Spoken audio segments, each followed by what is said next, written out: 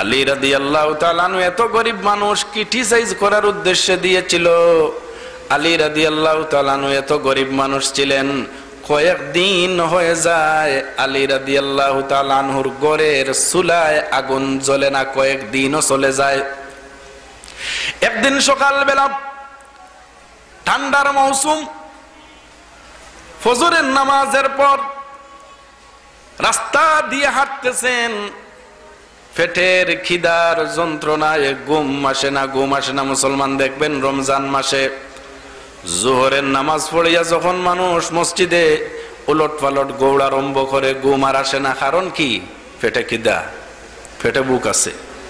আর সকালবেলা যখন সেহরি খাওয়ার পরপরই যখন ঘুম যায়, ফজরের নামাজ বাদ দিয়ে 11টা পর্যন্ত ঘুমায়, কারণ শিকম জিন্দাবাদ, শিকম ঠিক আছে। আর যে সময় শিকমের মধ্যে আপনার বুক লাগলো, খিদা লাগলো, তখন আর ঘুম আসে না। মসজিদে আসিয়া আপনার ওই এদিকের গৌড়ের দিকে আর ফ্যান চাললো, আর খুব ঘুরাইতেছে, অর্থাৎ সময়টা যাইতেছে না, কোন সময় খাওয়ার সময়টা আসবে। তো পেটে খিদা থাকলে মুসলমান ঘুম আসে না। আলী রাদিয়াল্লাহু তাআলা আনহু রাস্তা দিয়ে হাঁটতেছেন, পেটের খিদার যন্ত্রণায় ঘুম আসে না। বিশ্ব নবী মুহাম্মদুর রাসূলুল্লাহ সাল্লাল্লাহু আলাইহি ওয়াসাল্লাম দেখলেন, বললেন, হে আলী, তুমি কিসের জন্য ঠান্ডার সময় রাস্তা দিয়ে হাঁটতেছো? বলে, ইয়া রাসূলুল্লাহ, ইয়া হাবিবাল্লাহ, আমার কয়েকদিন হয়ে গেল চুলায় আগুন লাগে না, আমার ঘরে কোনো খাবার নাই, পেটের খিদার যন্ত্রণায় রাস্তা দিয়ে আমি হাঁটতেছি। বিশ্ব নবী বললেন, রে আলী, তোমার মতো তো আমার অবস্থা, আমার ঘরে ওইরকম কোনো আগুন লাগে নাই, কয়েকদিন হয়ে গেল চুলায় আগুন ধরে না।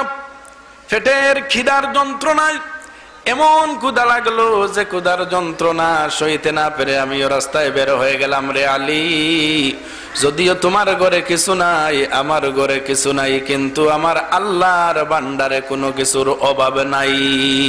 সুবহানাল্লাহ। হে আলী রাদিয়াল্লাহু তাআলা আনহু, যাও তুমি ওই যে খেজুর গাছ দেখা যায়, ওই খেজুর গাছের কাছে যাও, গিয়ে আমি মুহাম্মদুর রাসূলুল্লাহ সাল্লাল্লাহু আলাইহি ওয়াসাল্লামের কথা বলবে, আর বলবে যে আল্লাহর নবী, বিশ্ব নবী, যার খাতিরে আসমান জমিন বানানো হলো, ও নবী বলেছেন, ও খেজুর গাছ, তুমি খেজুর দেওয়ার জন্য। সুবহানাল্লাহ। আলী রাদিয়াল্লাহু তাআলা আনহু গাছের কাছে গেলেন, গিয়া দেখলেন মরা এক গাছ, পাতাটাও নাই বালা করে। এখন চিন্তা করলেন, বিশ্ব নবী যখন বলছেন, তাইলে আমার বলাটাই উচিত, গাছে তো খেজুর নাই, খেজুরের গাছের পাতাও নাই, এমন এক মরা গাছ। তাহলে নবীজি যখন বলছেন, তাইলে আমার বলতেই হবে। আলী রাদিয়াল্লাহু তাআলা আনহু খেজুর গাছকে রক্ষা করে বললেন, রে হে খেজুর গাছ, দয়ার নবী মুহাম্মদুর রাসূলুল্লাহ সাল্লাল্লাহু আলাইহি ওয়াসাল্লাম বসে আছেন, বলছেন তোমাকে বলার জন্য খেজুর দাও, আল্লাহর হুকুমে তুমি তোমার গাছ থেকে খেজুর দিতে থাকো।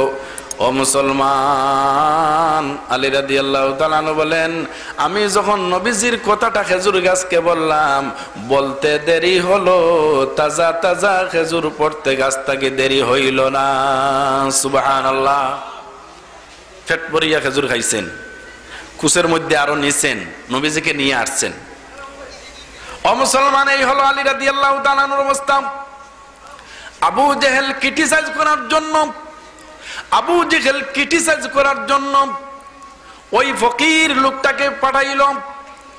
আলী রাদিয়াল্লাহু তাআলা আনহু যখন দেখলেন, আর ফকির বলল, কে মসজিদের ঘরে আছো তুমি? বলে, আমি আছি। বলে, আমাকে একটু সাহায্য করো। আলী রাদিয়াল্লাহু তাআলা আনহু বুঝতে পারলেন ক্রিটিসাইজ করার জন্য আবু জেহেল পাঠাইছে, না হয় ফকিরে বুঝলো কেমনে আমি মসজিদের ঘরে এখানে জিকিরে মশগুল আছি, অথচ আমার কাছে কিছুই নাই। তখন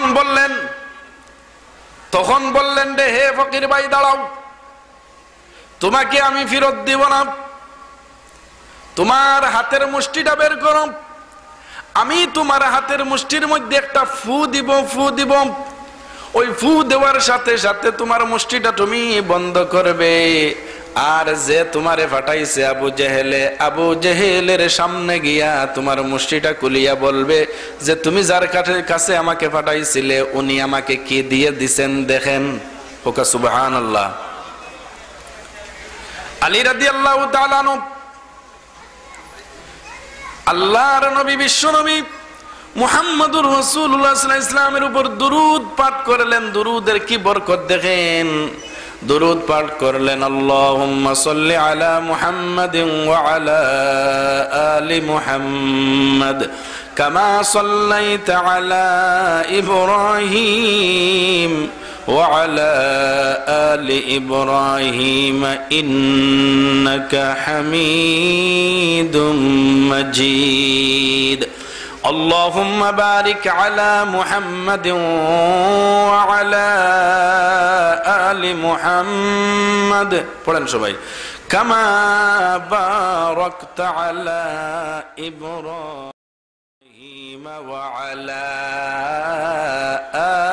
آل إبراهيم إنك حميد مجيد। ফু দিছেন, ফকির লোকটি মুষ্টি বন্ধ করলো, আবু জেহেলের সামনে গেল, যাওয়ার পর মুষ্টিটা খুলছে, কুলার পর দুরূদ শরীফের বরকতে আর আবু জেহেলের চেহারাকে কালো বানানোর জন্য আর আলী রাদিয়াল্লাহু তাআলা আনহুর চেহারাটাকে উজ্জ্বল বানানোর জন্য, ইসলামের শান আর মান আর মর্যাদাকে উজ্জ্বল করার জন্য আল্লাহ পাক পরওয়ারদিগারে আলমে ওই দুরূদ শরীফের বরকতে স্বর্ণ মতির টুকরা ওই ফকির মানুষের হাতের মুঠির ভিতর আল্লাহ দিয়ে দিলেন। সুবহানাল্লাহ। ও মুসলমান, আজ পর্যন্ত যত ইহুদি খ্রিস্টান আবু জেহেলের প্রেতাত্মা উলামায়ে কেরামের সাথে বেয়াদবি করেছে, তাদের বিচার আল্লাহ দুনিয়াতেও করেছেন, আখিরাতেও হবে, এতে কোনো সন্দেহ নাই। আবু জেহেলের কাছে আসলাম, আসার পর বলল, হে আবু জেহেল, আমাকে যার কাছে তুমি পাঠিয়েছিলে উনি আমাকে কি দিয়ে দিছেন দেখেন।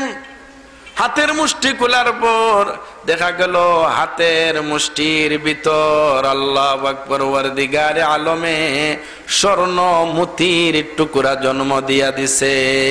সুবহানাল্লাহ। আবু জেহেল অবাক হয়ে গেল আর বলল, কি রে ফকির ভাই, দাঁড়াও, তুমি দাঁড়াও, কোথায় তুমি গিয়েছিলেন? বলে, তুমি যার কাছে বলেছিলে, বলে উনি তো একদম ফকির মানুষ, এক বেলা খাইলে তিন বেলা খাওয়ার নাই। আলী তো এত ফকির মানুষ, তাড়াতাড়ি দৌড় দিয়ে গেল, যাওয়ার পর বলল, আলী তোমার তো কোনো ব্যবসা বাণিজ্য নাই, তোমার কোনো খাবার নাই, তোমার মতো গরিব মক্কা মদিনায় আর নাই, এত গরিব মানুষ, তুমি কোথায় অত দামি স্বর্ণের টুকরাটা তুমি পাইলে? আর ফকিরকে আবার সদকা দিয়া দিলে, একটু বলবে নাকি? একটু বলো, একটু বলো। আবু জেহেলের সামনে যখন বললেন আলী রাদিয়াল্লাহু তাআলা আনহু বললেন, আলী রাদিয়াল্লাহু তাআলা আনহু বললেন, হে আবু জেহেল শুনো, যদিও আমার কাছে কোনো কিছু নাই, কিন্তু আমার আল্লাহ পাক পরওয়ারদিগারে আলমের খাজানায় কোনো কিছুর অভাব নাই। আমার আল্লাহ পাক পরওয়ারদিগারে আলমের নবী, বিশ্ব নবীর দুরূদ শরীফের মধ্যে আল্লাহ এত বরকত রেখেছেন, আর তোমার চেহারাকে কালো বানাইবার জন্য আল্লাহ এই সুন্দর ফয়সালাটা করেছেন। আমি দুরূদ পড়িয়া ওই ফকির মানুষের হাতের মুষ্টির মধ্যে ফু দিলাম, ওই দুরূদ শরীফের বরকতে আর ফজিলতে আমার আল্লাহ ওই ফকির লোকটির হাতে দুরূদ শরীফের বরকতে আল্লাহ মতির টুকরা জন্ম দিয়া দিছে। সুবহানাল্লাহ।